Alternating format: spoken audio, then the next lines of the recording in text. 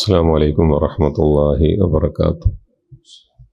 الحمد لله رب العالمين، والصلاة والسلام على رسوله الأمين وعلى آله وصحبه أجمعين. يا أيها الذين آمنوا اتقوا الله حق تقاته ولا تموتن إلا وأنتم مسلمون. പ്രിയ സഹോദരന്മാരെ, അള്ളാഹു നമ്മയെല്ലാവരെയും അവൻ ഇഷ്ടപ്പെടുന്ന മുത്തഖീങ്ങളിൽ ഉൾപ്പെടുത്തുമാറാവട്ടെ. നമ്മുടെ നോമ്പും നാം ചെയ്യുന്ന എല്ലാ ഇബാദത്തുകളും ഇഖ്ലാസുള്ള കർമ്മങ്ങളായി അള്ളാഹു നമ്മിൽ നിന്ന് സ്വീകരിക്കുമാറാവട്ടെ. നോമ്പുമായി ബന്ധപ്പെട്ട നസീഹത്തുകൾ നൽകുന്ന ഒരു സന്ദർഭമാണ് ഇത്. ഇന്ന് നമുക്ക് സംസാരിക്കാനുള്ളത് ഹൃദയത്തിന് കാവലാളായി നിൽക്കേണ്ടുന്ന നാവിനെ നിയന്ത്രിക്കുക, സൂക്ഷിക്കുക എന്ന ഒരു കാര്യമാണ്. വിശേഷ്യ റമളാനാകുമ്പോൾ, നോമ്പുകാരാകുമ്പോൾ വാക്കുകളെ, വികാരങ്ങളെ നാം ഏറെ നിയന്ത്രിക്കേണ്ടതുണ്ട്. പലപ്പോഴും വിശുദ്ധ ഖുർആൻ പാരായണം ചെയ്യുന്ന, അള്ളാഹുവോട് പ്രാർത്ഥിക്കുന്ന അതേ നാവ് കൊണ്ട് തന്നെയാണ് നാം മറ്റ് പലരെയും ഉപദ്രവിക്കുന്നത്, കുറ്റപ്പെടുത്തുന്നത്, വേദനിപ്പിക്കുന്നത് എന്ന കാര്യം നാം മറന്നു പോകരുത്. വിശുദ്ധ ഖുർആൻ നല്ല വാക്കുകളെ പ്രോത്സാഹിപ്പിക്കുന്നുണ്ട്. എപ്പോഴും നല്ലത് സംസാരിക്കുക.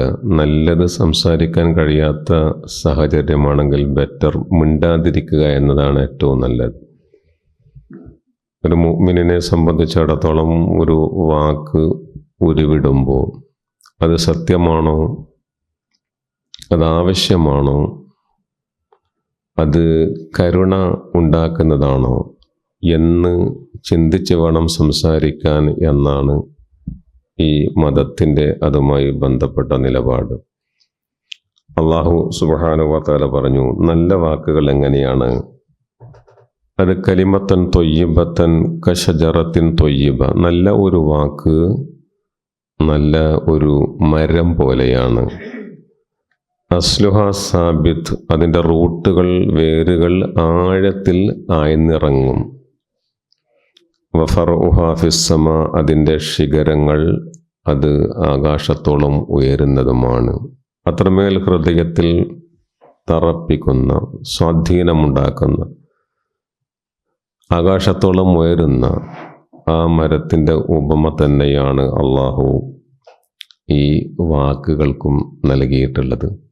അതുകൊണ്ട് വാക്കുകൾ അത് ഹൃദയത്തിൽ എന്നും നിലനിർത്തുന്ന, നമ്മെ വീണ്ടും വീണ്ടും ഓർമ്മിപ്പിച്ചുകൊണ്ടേയിരിക്കുന്ന സദുപദേശങ്ങളും നല്ല വാക്കുകളും ആശ്വാസവും പ്രതീക്ഷയും നൽകുന്ന വാക്കുകളുമായി തീരാനുള്ള ശ്രമം എപ്പോഴും ഉണ്ടാകേണ്ടതുണ്ട് എന്നാണ് പറയാനുള്ളത്.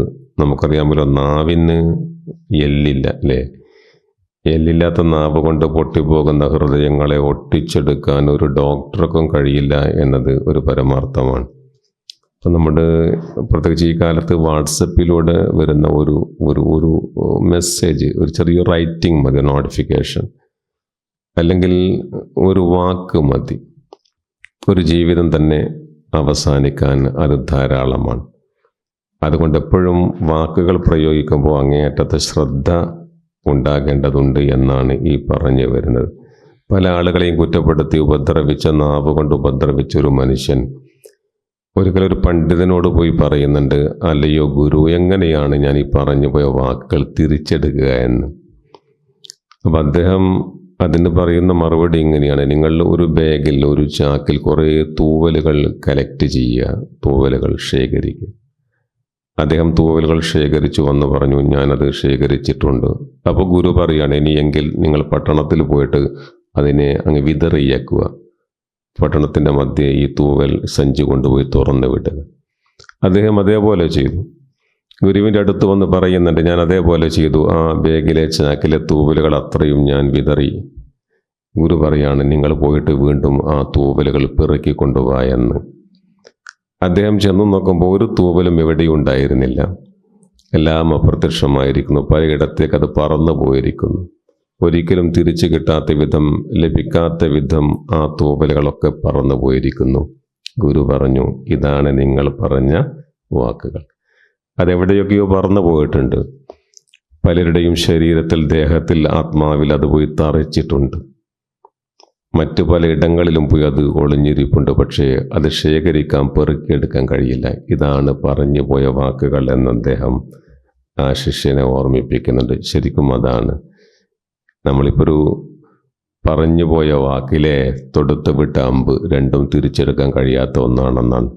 അതുകൊണ്ടാണ് അള്ളാഹു വിശുദ്ധ ഖുർആനിൽ ഖൂലു ഖൗലൻ യാ അയ്യുഹല്ലദീന ആമനു, സത്യവിശ്വാസികളെ നിങ്ങൾ ഖൂലു ഖൗലൻ സദീദൻ, നല്ല വാക്കുകൾ, വക്രതയില്ലാത്ത, വളച്ചൊടിക്കാത്ത നല്ല വാക്കുകൾ, സത്യസന്ധമായ വാക്കുകൾ, വ്യക്തമായ വാക്കുകൾ മാത്രം നിങ്ങൾ പറയുക. അങ്ങനെ പറഞ്ഞ് നിങ്ങൾ മുന്നോട്ട് പോകുമ്പോൾ അതിൻ്റെ നേട്ടം എന്താണെന്ന് നിങ്ങൾക്കറിയൂ. യുസ്ലിഹു ലക്കും അഅമാലക്കും, ആ വാക്കുകൾ മതി നിങ്ങളുടെ കർമ്മങ്ങളെ മെച്ചപ്പെടുത്താൻ, നന്നാക്കാൻ. എന്ന് മാത്രമല്ല വയഗ്ഫിർ ലക്കും ദുനൂബക്കും, നിങ്ങളുടെ പാപങ്ങൾ പൊറുക്കപ്പെടാനും ആ വാക്കുകൾ എമ്പാടുമാണ് എന്ന് വിശുദ്ധ ഖുർആൻ പറയുന്നുണ്ട്. അപ്പോൾ വാക്കുകൾ വളരെ പ്രധാനമാണ്. അത് വളരെ സൂക്ഷിക്കണം. നബി സല്ലല്ലാഹു അലൈഹി വസല്ലമയുടെ ഒരു പത്നിയാണല്ലോ ആയിഷ ബീവി, നമ്മുടെ ഉമ്മ. ആയിഷ ബീവി റസൂലിൻ്റെ മറ്റൊരു പത്നിയായ സഫിയ റളിയല്ലാഹു തആല അൻഹയെക്കുറിച്ച് ഒരു വാക്ക് പറയുന്നുണ്ട്. അത് പിന്നെ ഒരു ഭാര്യ മറ്റൊരു ഭാര്യയെക്കുറിച്ച് പറയാണ്. ആ വാക്കിൻ്റെ ഉദ്ദേശം ഇതാണ്, സഫിയ ഒരു കൊറിയ പെണ്ണാണെന്ന് പറയാൻ ഉദ്ദേശിച്ചത്. ഒരു വാക്കേ പറഞ്ഞിട്ടുള്ളൂ, അഫ്സർ അങ്ങനെയുള്ളൊരു വാക്കേ പറഞ്ഞിട്ടുള്ളൂ. അത് പറഞ്ഞ് തീരും മുമ്പ് നബി സല്ലല്ലാഹു അലൈഹി വസല്ലം തൻ്റെ പത്നി ആയിഷ ബേബിയോട് പറഞ്ഞൊരു വാക്ക് എന്താണെന്നറിയോ? ആയിഷ ലഖദ് കുൽത്തി കലിമ, നീ പറഞ്ഞ വാക്കുണ്ടല്ലോ, ആ വാക്കങ്ങാൻ ലൗ മുസ്ജിജത്ത് ബിമാഇൽ ബഹർ, കേട്ടോ, അതൊരു സമുദ്രത്തിൽ മുക്കിയാൽ, ഈ പറഞ്ഞ വാക്കൊരു സമുദ്രത്തിൽ കൊണ്ടുപോയി ഇട്ടാലുണ്ടല്ലോ, ലമസ്ജത്തുഹു, ആ സമുദ്രം തന്നെ ഈ വാക്ക് കൊണ്ട് മലിനപ്പെട്ടു പോകുമായിരുന്നു. അത്രയും ഗൗരവതരമായ ഒരു പദപ്രയോഗമാണ് നീ നടത്തിയിട്ടുള്ളത് എന്ന് റസൂലുള്ളാഹി ഒന്ന് പറഞ്ഞു തരണം, പറയാൻ ഭാവിച്ചിട്ടേ ഉള്ളൂ. ആ സന്ദർഭത്തിലാണ് ഈ വിധത്തിലുള്ള പ്രതികരണം നബി സല്ലല്ലാഹു അലൈഹി വസല്ലമയിൽ നിന്ന് വരുന്നത്. അതുകൊണ്ട് ആരുടെയും നെഞ്ചി വളർക്കാത്ത, വേദനിപ്പിക്കാത്ത വർത്തമാനം ഇപ്പോൾ ഈ കാലത്തിൻ്റെ കുത്തി നോവിപ്പിക്കുക, പ്രത്യേകിച്ച് സോഷ്യൽ മീഡിയ പ്ലാറ്റ്ഫോമുകളിലൂടെ എന്തൊക്കെയാണ് നടക്കുന്നത് അല്ലേ? നമുക്കൊരു കേവലം ഒരു എന്താ പറയുക, ഒരു പോസ്റ്റ് ഷെയർ ചെയ്യലായിരിക്കാം, പക്ഷെ അനേകം ആയിരങ്ങളെ വേദനിപ്പിക്കുന്ന ഒന്നായി അത് മാറാറുണ്ട്. അപ്പം ആ വിധത്തിൽ നമ്മൾ വളരെ സൂക്ഷിക്കേണ്ട. നമ്മൾ കുത്തി നോവിപ്പിക്കുക, നമ്മൾ താരതമ്യം ചെയ്യും. ഉദാഹരണത്തിന് ഒരു കുട്ടി സ്വന്തം വീട്ടിലെ കുട്ടിയോട് ഒപ്പം പറയും, എടാ നീ നിന്നേക്കാൾ നല്ലവൻ അടുത്ത വീട്ടിലെ കുട്ടി എന്ന് പറയാം അല്ലേ? അത് എത്ര ഗൗരവമുള്ള വാക്കാണെന്ന് നിങ്ങൾക്കറിയാം. ആ കുട്ടിയുടെ എല്ലാ ആത്മവിശ്വാസവും തകർന്നു പോകുന്നൊരു വാക്ക് അല്ലേ? നിന്നേക്കാൾ നല്ല അവനാന്ന് പറയും. സ്വന്തം പിതാവ് പോലും നിലക്കുള്ള വർത്താനം പറയും. അതേപോലെ തന്നെ ഒരു വലിയ സ്വപ്നം കണ്ട ഒരാൾ അല്ലേ, വളരെ പ്രതീക്ഷയോടെ മുന്നേറുമ്പോഴാണ് ഇനി അതൊന്നും മോഹിക്കണ്ട, നിന്നെക്കൊണ്ട് നടക്കില്ല എന്ന് പറയുക, വളരെ നിസ്സാരപ്പെടുത്തുക എന്നാണ് നമ്മളത് പറയുക. ഒരു മനുഷ്യൻ നെയ്തെടുത്ത സ്വപ്നം ഒരു നിമിഷം കൊണ്ട് ഇല്ലാതെയായി പോകുന്ന, പ്രതീക്ഷകൾ അസ്തമിച്ചു പോകുന്ന വിധത്തിലാണ് ആ പദങ്ങൾ മാറുന്നത്. അങ്ങനെയല്ലേ? വേറെ ഒരാളോട് ചെയ്തു പോയ തെറ്റ്, ഇപ്പം പറഞ്ഞു പോയ തെറ്റുകൾ, ചെയ്തു പോയ തെറ്റുകൾക്ക് തിരുത്താൻ വേണ്ടി ശ്രമിക്കും. നീ തിരുത്തിയിട്ടും കാര്യമില്ല, നീ നന്നാവില്ല എന്ന് പറയാം. അപകടകരമാണ് ഈ സമീപനങ്ങൾ. അതുകൊണ്ട് ഈ വിധത്തിലുള്ള സമീപനങ്ങൾ ഒരിക്കലും നമ്മുടെ ഭാഗത്തു നിന്നില്ല. ഒരു ഗുരു ഒരു ശിഷ്യൻ ചോദിക്കുന്നുണ്ട്, ഏറ്റവും വേഗത്തിൽ മനുഷ്യനെ കൊല്ലാൻ പറ്റുന്ന ആയുധം എന്താണെന്ന് ചോദിക്കുന്നുണ്ട്. ഇത് ഫാസ്റ്റസ്റ്റ് വെപ്പൺ, ഏറ്റവും കൂടുതൽ ഒരാളെ കൊല്ലാൻ ഗുരു പറഞ്ഞു കൊടുക്കുന്നത് വാക്കുകൾ എന്നാണ്, വർത്തമാനം പറയും. ചില വാക്കുകൾ എന്താ പറയുക, അത് നമ്മുടെ ശരീരത്തിനാണ് മുറിവേൽക്കുന്നതെങ്കിൽ ആ വാക്കുകൾ കൊണ്ട് മുറിവേൽക്കുന്നെങ്കിൽ ക്ഷമിക്കണം, ഒരു കത്തി കൊണ്ടോ വാളോ അത് പെട്ടെന്ന് പോവും, അത് ഉണങ്ങിപ്പോവും. പക്ഷെ വാക്കുകൾ കൊണ്ട് ഹൃദയത്തിൻ്റെ മുറിവേറ്റാലുണ്ടല്ലോ, അത് പഴുത്തുകൊണ്ടേയിരിക്കുമെന്നാണ് വർണ്ണം. അങ്ങനെ വലുതായിട്ട് ആ മനുഷ്യനെ കൊല്ലും വരെ. അതുകൊണ്ടാണ് ഒരുപാട് ആത്മഹത്യകൾ നമ്മൾ കാണുന്നില്ല. എത്ര മനുഷ്യന്മാർ വാക്കുകൊണ്ട് നമ്മുടെ പശ്ചാത്തലം, നമ്മുടെ ഈ സാമൂഹ്യ ക്രമം വ്യവസ്ഥിതി നോക്കിയാൽ മതി. നമ്മുടെ ഈ എന്താ പറയുക, ഇപ്പം നമ്മളൊക്കെ ഒന്നെങ്കിലും പാർട്ടി അല്ലെങ്കിൽ സംഘടന അങ്ങനെയായിട്ട് നമ്മുടെ കൂട്ടായ്മകളുമായിട്ട് ബന്ധപ്പെട്ട് ജീവിക്കുന്ന പലരും നമ്മൾ. പക്ഷെ പല മനുഷ്യന്മാരും അത്തരം മേഖലയിൽ നിന്ന് മാറിപ്പോവുകയാണ്. പലരുടെയും പുഞ്ചിരി ഇല്ലാതെയായി പോകുന്നുണ്ട്, ചിലർ ചിരിക്കാതെയായി പോകുന്നുണ്ട് അല്ലേ? ചിലർ ഈ പൊതു ഇടങ്ങളിൽ നിന്ന് മാറി സ്വന്തത്തിലേക്ക് ചുരുങ്ങിപ്പോകുന്നുണ്ട്. ചിലർ കർട്ടന് ബേക്കിലേക്ക് പോവുകയാണ്. ചിലപ്പോൾ ഇത്തരം വാക്കുകൾ പലരെയും അവരുടെ ശരീരം തന്നെ, അവരുടെ ജീവൻ തന്നെ നഷ്ടപ്പെടുത്തിയിട്ടുണ്ട്. എല്ലാം വാക്കുകളാണ് കാരണം. ഒരു വാക്ക് മതി ഇവൻ്റെ കൂടെ നിന്നിട്ട്, അല്ലെങ്കിൽ ഈ സംഘടനയിൽ നിന്നിട്ട്, അല്ലെങ്കിൽ ഈ പ്രസ്ഥാനത്തോടൊപ്പം ചേർന്ന് അത് ഒരു കാര്യവും ഇല്ലയെന്ന് അവനെ ബോധ്യപ്പെടുത്താൻ ആ ഒരൊറ്റ വാക്ക് മതി എന്നതാണ്. അതുകൊണ്ട് നമ്മൾ ഏറെ ശ്രദ്ധിക്കണം എന്നാണ് ഈ സന്ദർഭത്തിൽ എല്ലാവരെയും ഓർമ്മപ്പെടുത്താനുള്ളത്.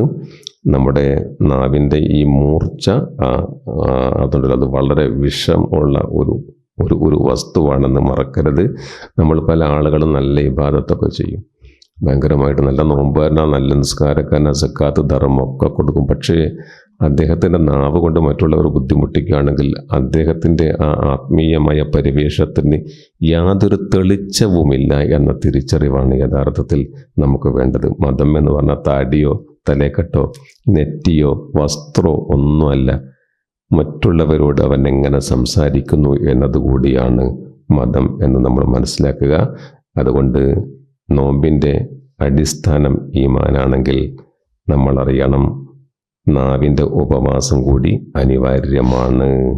എപ്പോഴും നമ്മുടെ വാക്കുകൾ മറ്റുള്ളവർക്ക് ആവേശമാവുക, മറ്റുള്ളവർക്ക് ആശ്വാസമാവുക, മറ്റുള്ളവർക്ക് ആത്മവീര്യം നൽകുന്നതാവുക.